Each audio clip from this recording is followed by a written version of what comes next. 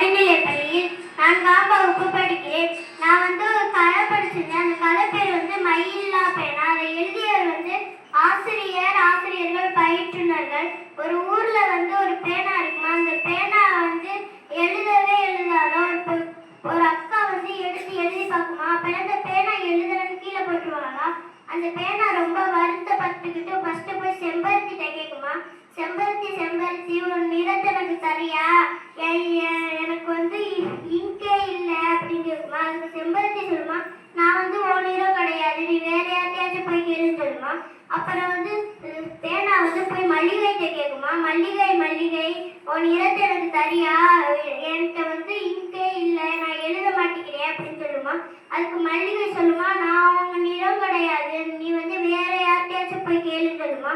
அப்புறம் வானத்திட்ட போய் கேட்குமா, வானமே நீ நிறத்தை எனக்கு தரியா, நான் எழுதவே மாட்டேங்கிறேன்னு சொல்லுமா. அதுக்கு வானம் சொல்லுமா, நான் உனக்கு தரேன், நீ என் பக்கத்துல வா அப்படின்னு சொல்லுமா. அப்புறம் அதுக்குள்ள நிறத்தை ப்ளூ கலர்ல கொடுத்துருமா. அப்பெல்லாம் அந்த பேனா ரொம்ப சந்தோஷப்படுத்திக்கிட்டு அந்த சிறுமி பக்கத்துல போய் படுத்து இருக்குமா. அப்பெல்லாம் சிறுமி அதை எடுத்து எழுதி பார்ப்பாளா. அந்த பேனா நல்லா பிடிக்குமா.